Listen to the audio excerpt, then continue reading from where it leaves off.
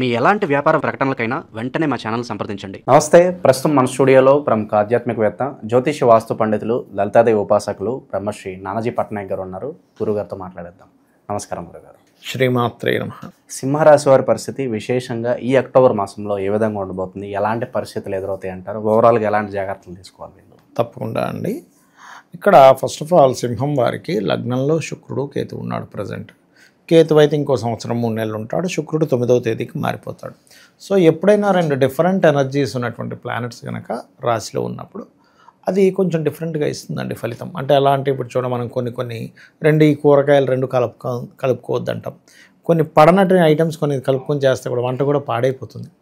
Shirt ఒక colour, pant ఒక colour వేసుకున్నా అది తికమగ్గా అయిపోతుంది, కాంబినేషన్ బాగోక.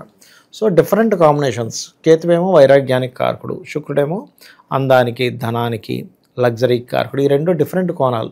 వైరాగ్యం అనేవాడికి లగ్జరీ వెళ్ళబుద్ధి కాదు. ఆ డిఫరెంట్ కోణాలు ఎప్పుడైతే లగ్నంలో వచ్చి కూర్చున్నాయో ఇక్కడ ఏమవుతుందంటే వీళ్ళకి విచిత్రంగా ఉంటుంటుంది. ఒకవైపు ఆధ్యాత్మికం వైపు వెళ్ళాలని కొంతసేపు అనిపిస్తుంది. ఏం ఆధ్యాత్మికం, ఈ టైంలో ఎంజాయ్ చేయకపోతే ఎలాగా అని ఇటు వెళ్తూ ఉంటారు. ఈ ఘర్షణ వీళ్ళకి 9th వరకు ఉంటుంది. 9th దాటిన తర్వాత 2లోకి వెళ్తున్నాడు శుక్రుడు. ఇక్కడ ఏంటంటే 9th వరకు ఫైనాన్షియల్గా మంచి గ్రోత్ ఉంది, దానికేం ప్రాబ్లం లేదు. రవి 2లో ఉన్నంత కాలము ఫైనాన్షియల్గా మంచి గ్రోత్ ఇస్తాడు. వీళ్ళకి 17వ తేదీ వరకు ఉంటున్నాడు. కాకపోతే ఎప్పుడైతే శుక్రుడు 2లోకి వెళ్తాడో, అది కూడా రవితో కలుస్తాడో, శుక్రుడు యొక్క రాశుల్లో కూడా కుజుడు ఉన్నాడో, ఇది తండ్రి తరపు వాళ్ళు, తండ్రి మూలంగా, గవర్నమెంట్ వ్యక్తుల మూలంగా వాళ్ళకి మనీ ఇవ్వడం వల్ల అనవసరంగా స్ట్రక్ అవుతుంది. కాబట్టి ఇక్కడ ఎక్కడా కూడా గవర్నమెంటు, మెడికల్ రిలేటెడ్, తండ్రి తరపు ఫ్రెండ్సు, తండ్రి సమానులు వీళ్ళకి మనీ ఇచ్చేటప్పుడు 1-4 సార్లు ఆలోచించి మనకు అవసరం లేదు, పోయినా పర్లేదు అనుకుంటే ఇవ్వండి, కానీ అదర్వైజ్ ఇవ్వద్దు అని చెప్తాను నేను. బికాజ్ ఆఫ్ ఇక్కడ మనకి 2లో చూడడానికి 2 గ్రహాలు ఉన్నాయి, కానీ కుజకేతు ఇన్ఫ్లుయెన్స్తో ఉన్నాయి 2 కూడా. అది అనవసరంగా ఏమవుద్దంటే మనం ఎవరికైనా మనీ ఇస్తే సరే వాళ్ళు లేట్గా ఇచ్చారా, తొందరగా ఇచ్చారా పక్క పెడితే గొడవ అయితే అదో పెద్ద తలనొప్పి. ఎందుకు ఇచ్చాను రా అంటే ఎలా ఉంటుందంటేనండి, అది గొడవ మారిందనుకోండి, అసలు మనం ఎందుకు ఇచ్చాము, ఎందుకు గొడవ పడుతున్నాము, డబ్బులు మనవి పోయి ఆఖరికి గొడవ ఏంటి అని అనిపిస్తుంది. అవునా కదా? సో ఇటువంటివి ఉంటాయి. అయితే ఈ లగ్నం నుంచి 3వ స్థానంలో కుజుడు ఉన్నాడు, అది కూడా 4వ అధిపతి అయినందుకు వీళ్ళకి 28వ తేదీ వరకు కుజుడు 3లో ఉంటాడు. 3లో ఉండే కుజుడు ఎప్పుడు కూడా ఒక ధైర్యాన్ని ఇస్తాడండి. అంటే మనం కరేజియస్గా ఉంటాం, ఏదైనా ఒక ధైర్యంగా స్టెప్ వేయడం, భయపడకపోవడం, ఇలాంటి ఆ రిస్క్ తీసుకుంటారు. ఎగ్జాక్ట్లీ మీరు మంచి వర్డ్ వాడారు, రిస్క్ తీసుకుంటారు. ఇక్కడ వీళ్ళు రిస్క్ తీసుకోవడం ఒక యోగాన్ని ఇస్తుంది వీరికి, సింహం వారికి. అలాగే 4వ అధిపతి కదా, 3లో ఉన్నాడు కదా, ఇది ఎలాంటి ఫలితాలు ఇస్తుందంటే ఇక్కడ కొంచెం భూమి మూలంగా ధనం రావడము, అలాగే భూమి ఏదైనా అమ్మేయడం ద్వారా ధనం రావడము, ఇటువంటివన్నీ కూడా జరుగుతూ ఉంటాయి అన్నమాట వీరికి. అదొకటి. అండ్ అలాగే ఇంకోటి ఏంటంటే ఈ రాశివారు ప్రత్యేకంగా 24, 25వ తేదీలు మాత్రం ఎట్టి పరిస్థితుల్లో భూ సంబంధించిన విషయాల్లో, ఇన్వెస్ట్మెంట్స్ విషయాల్లో చేయకూడదు. ఈ మంత్ పర్టికులర్గా అంటే అక్టోబర్ మంత్ 24, 25 తేదీలు. ఇక సంతానం విషయం కనుక చూసుకున్నట్లయితే సంతానానికి గతంలో ఏవైతే వాళ్ళకి కొంచెం ఫైనాన్షియల్గా అంత గ్రోత్ లేదనుకుంటుంటారో, అంటే కొంతమందికి చూడండి ఇంట్లో పిల్లడు ఉంటాడు, వాడు బీటెక్ అయిపోయింది, ఇంకా ఉద్యోగం రావట్లేదు ఏంట్రా అంటే వాడికే స్ట్రెస్గా ఉంటుంది, ఇంట్లో వాళ్ళకి ఇదిగా ఉంటుంది, ఎవరైనా వచ్చితే అడిగితే ఏం చెప్పాలో అర్థం కాదు. ఆ స్థితి నుంచి కొంత రిలీఫ్ వస్తుంది. ఎందుకు అంటే ఇక్కడ ఆల్మోస్ట్ 19వ తేదీ వరకు పంచమాధిపతి అయిన గురువు లాభంలో ఉంటున్నాడు. సో 19th వరకు, ఈ మంత్ అక్టోబర్ నెలలో 19th వరకు వీళ్ళకి స్కోప్ ఎక్కువగా ఉంది. కాబట్టి ఉద్యోగ సంబంధించిన ప్రయత్నాలు ఏదైనా చేసినా 19th లోపల చేసుకోవడం చాలా మంచిది. అంతే. నేను ఎందుకు చెప్తున్నానంటే చాలామంది ఏం చేస్తారు, ఇప్పుడు టూర్ ఉందిగా మనం తర్వాత వెతుక్కుందాంలే అనుకుంటారు, కానీ అసలు నీకు టైం అయిపోతుంది అక్కడ. నీకు కరెక్ట్ టైంలో నువ్వు చేయకుండా తర్వాత ఎప్పుడో చేస్తానంటే అది ఇట్ ఈస్ నాట్ కరెక్ట్. అట్లా ఎప్పుడు సింహం వారికి, సింహలగ్నం వారి యొక్క సంతానానికి, వీళ్ళకి కాదు డైరెక్ట్గా, అదొకటి. ఇక అలాగే హెల్త్ రిలేటెడ్ ఇష్యూస్ కనుక చూసుకుంటే కొంచెం బ్యాక్ పెయిన్ ఎక్కువగా వస్తుంటుందండి వీళ్ళకి. బ్యాక్ పెయిన్ ఏదో ఉన్నట్టు అనిపించి ఇండైజెషన్ అనిపించడం, తీరా చెక్ చేసుకుంటే ఏం లేకపోవడం, ఇలాంటివి ఉంటాయి. అలాగే కొంచెం వీరికి వివాహ సంబంధించిన విషయంలో కూడా కొద్దిగా లేట్ అవుతుంటాయి పనులు. ఎందుకంటే సప్తమంలో రాహు ఉంటూ సప్తమాధిపతి అష్టమంలోకి వెళ్ళి వక్రించాడు. కాబట్టి 2 మందగ్రహాలు, శనివత్ రాహు అంటారు కాబట్టి స్లో మూమెంట్ అవ్వడము, విదేశీ సంబంధాలు కుదరడము, ఓకే, ఆన్లైన్లోనే చూసుకొని ఓకే చేసుకోవడము, ఇలాంటివి ఎక్కువగా ఉంటాయి. లేకపోతే ఫారెన్లో ఉన్న వాళ్ళు వీళ్ళని ఏదో పరిచయం అయ్యి ఫారినర్స్ని చేసుకోవడము, ఇట్లాంటివి కూడా ఉంటాయండి. ఒక్కోసారి కొంతమంది చూడండి అక్కడికి వెళ్ళి సెటిల్ అవుతారు, అక్కడ ఫారినర్ ఎవరో పరిచయం అయితే వాళ్ళని వివాహం చేసేసుకుంటారు. అటువంటివి ఎక్కువగా చూపిస్తుంది ఇక్కడ. ప్రేమ అనురాగాల పరంగా ఎలా ఉంటుంది భార్యాభర్త మధ్య సంబంధాలు? ఒకటండి, ఇక్కడ షష్టమాధిపతి సప్తమాధిపతి అవుతారు సింహలగ్నానికి శని. ఆయన రాహుతో కనెక్ట్ అయినప్పుడు ఇక్కడ 2-3 విషయాలు.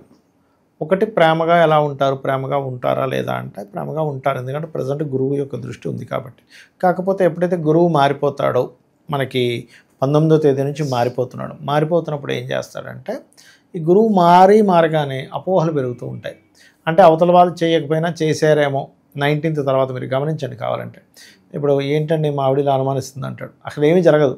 ఏమిటంటే మా ఆయన ఇలా అనుమానిస్తున్నాడు అంటది ఆవిడ. అంటే ఏమిటి, అది సీక్రెట్ సైన్ అయింది. సప్తం సీక్రెట్ సైన్ అయినందుకు, అక్కడ ఆల్రెడీ రాహు అపోహ కారకుడు ఉన్నందుకు, శని వచ్చి కలుస్తున్నందుకు ఏదో చేశాడు, దాని గురించి ఏదో కడిగేసేయాలి, మాట్లాడేసేయాలి, అది క్లియర్ చేసుకోవాలనేది 19 నుంచి పెరుగుతుంటుంది వీళ్ళు. కాబట్టి అటువంటి అపోహలకు వెళ్లకుండా ఉండాలి. సో ఆవేశంగా ఏ నిర్ణయాలు తీసుకో. ఎగ్జాక్ట్లీ. అలాగే మరొక విషయం ఏంటంటే, ఇక్కడ వీరికి ఉద్యోగ సంబంధించినటువంటి విషయంలో దశమాధిపతి నీచి పొందుతున్నాడు 9వ తేదీ నుంచి. కాబట్టి 9th నుంచి ఒక 25 days ఆఫ్ పీరియడ్లో కొన్నిసార్లు ఏముందిలే ఈ ఉద్యోగం ఏముందిలే మానేద్దాం. ఎందుకంటే ఆల్రెడీ ఇక్కడ కేతువుతో శుక్రుడు ఇంతకాలం ఉన్నాడు. అంటే ఎప్పుడు మానేయాలి, ఎప్పుడు మారిపోవాలని ఇస్తూ ఉంటాడు. ఎలా ఉంటాయంటారండి గ్రహాలు, కొంతమందికి నేను చూస్తుంటాను కదా, ఈ కేతు సంబంధం వచ్చినప్పుడు లేదా 10th లార్డ్ పాడైనప్పుడు గోచారంలో అసలు వాళ్ళ ఫ్రెండ్స్ చెప్తున్నా, ఇంట్లో వాళ్ళు చెప్తున్నా వినరు. వద్దు నాకు ఇష్టం లేదు, మానేయాలి, వాడు ఆ రోజు అలా అన్నాడు, వీళ్ళు ఇలా ఉన్నారు, ఇంకా నాకు బెటర్ ఆఫర్ ఏదో వస్తుందనేమో. సరే ఓకే, వస్తే వీఆర్ హ్యాపీ. రాకపోతే పరిస్థితి ఏంటి, మానేయాలనిపించి మానేసిన తర్వాత అప్పటి వరకు కళ్ళు తెరుచుకోవు. మానేసిన తర్వాత అరే నేను ఎందుకు మానేశాను అని మళ్ళీ వెళ్ళి ఏమైనా ఆఫర్ ఉందా మన కంపెనీలో, ఇంకా ఎవరైనా తీసుకున్నారా లేదని అడుగుతూ ఉంటారు. అంటే కేతు ఏం చేస్తాడంటే చిత్ర విచిత్ర గ్రహం అన్ని చిత్రాలు చేస్తుంటాడు. మ్యాజికల్ ప్లానెట్ అంటారు దాన్ని. అది ఒక్కొక్కసారి యోగించినప్పుడు అలాగే మ్యాజికల్గా యోగిస్తుందండి కేతు.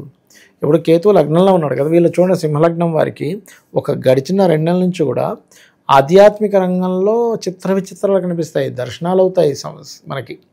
అంటే సింహం వారికి ఎలా అంటే నిద్రలో మనకి, అంటే ఊహల్లో కొన్ని దర్శనాలు అవ్వడము, లేకపోతే స్వప్నంలో దర్శనాలు అవ్వడము, లేకపోతే జపం చేస్తూ ఉంటే సడన్గా అమ్మవారు వచ్చినట్టు అనిపించడం, ఇలాంటివన్నీ ఇస్తాడు కేతువు. సో పీక్ స్టేజ్లో ఒక ఇది ఇస్తాడు. అంటే ఆధ్యాత్మికంగా కానీ లేకపోతే వాళ్ళు ఉన్న ఏ ఫీల్డ్లో అయినా ఒక టాప్ రేంజ్లోకి తీసుకెళ్లే జ్ఞానాన్ని ఇస్తాడు, వైరాగ్యాన్ని ఇస్తాడు, ఆటంకాలు ఇస్తాడు. 3 పోర్ట్ఫోలియోస్ అయినవి. కాకపోతే సింహం వారికి లగ్నంలో కేతు ఉన్నందుకు నేను చెప్పేది ఒకటే, మీరు ప్రత్యేకంగా రోజు ఉదయం నిద్ర లేవగానే ఓం గం గణాధిపతయే నమః అని చేసుకోండి చాలు. అదేంటంటే ఆ ఎనర్జీతో మీరు స్టార్ట్ అవుతారు కదా రోజు, ఆ ఎనర్జీతో స్టార్ట్ అయినటువంటి ఆ స్టార్టింగ్ పాయింట్ ఏదవుతుందో అద్భుతంగా పనిచేస్తుంది. సో ఇంకా విశేషంగా మనకి పండుగలు ఉన్నాయి, ఆ పండుగలను ఎలా వినియోగించుకుని రెమెడీస్ చేసుకుంటే వీళ్ళకి బాగుంటుంది అంటారు? ఇక్కడ ఫస్ట్ ఆఫ్ ఆల్ ఏంటంటేనండి, సింహము వారికి ప్రత్యేకంగా నేతితో దీపం వెలిగించడం మంచిది. 2 పండుగలకి కూడా దీపారాధన చేయడం అనేటువంటి నేతితో దీపం వెలిగించడం మంచిది. అలాగే వీళ్ళకి గురువు ఎలాగో 19వ తేదీ నుంచి 12లోకి వచ్చేస్తున్నాడు, 19వ తేదీ నుంచి 12th హౌస్లోకి వస్తున్నాడు సింహం వారికి.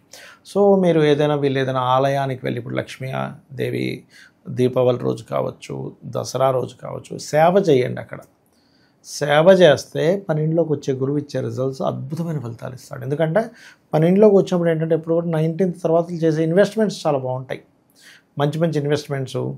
ఇది ఎలా అంటేనండి, ఇప్పుడు మనం ఒక పని చేస్తున్నాము అంటే మనకు ఆల్రెడీ చేతులు కాళ్ళు కండలు ఉన్నాయి, కానీ మనం ఉన్న వెయిట్ కంటే ఎక్కువ వెయిట్ చేయాలంటే ఏం చేయాలి, ఎక్సర్సైజ్ చేయాలి. వర్కౌట్స్ చేస్తేనే మనం ఇంకొంచెం హెల్తీగా ఉంటాం. అలాగే మన సోల్కి మన పూర్వజన్మ కర్మ పట్టి మనకు తెచ్చుకున్నది కొంత పుణ్యం ఉంటుంది. ఈ పుణ్యం కరెక్ట్ వేలో మనకి వెళ్ళాలి అంటే ఇప్పుడు ప్రజెంట్ ఈ జన్మలో ప్రజెంట్ ఉన్న టైంలో ఇంకొంచెం భగవత్ అనుగ్రహం కావాలి. దాన్ని ఇంకొంచెం పుష్ అవుతుంది. ఇప్పుడు ఇద్దరు కలిసి కారు దోస్తున్నారు, ముందుకు వెళ్ళట్లేదు, లారీ దోస్తున్నారు, ఇంకో మనిషి రాగానే అవుతుంది, అది టక్కన కదులుతుంది. అట్లా ఎక్స్టర్నల్ ఫోర్స్ సేవల ద్వారా వస్తుంది. గురుసేవ, గోసేవ, లేకపోతే ఆలయాలు వెళ్ళి అక్కడ ఏదైనా ప్రసాదం పంచడం అనో ఇంకేదో హెల్ప్ చేయడం చేస్తే మంచిది వీళ్ళకి. ఓకే. సో ఓవరాల్గా ఈ రాశివారి పరిస్థితి అక్టోబర్ మాసం ఏ విధంగా ఉండబోతుందో మీ మాటలో చాలా బాగా వివరించారు. ధన్యవాదాలు. శ్రీమాత్రే నమః.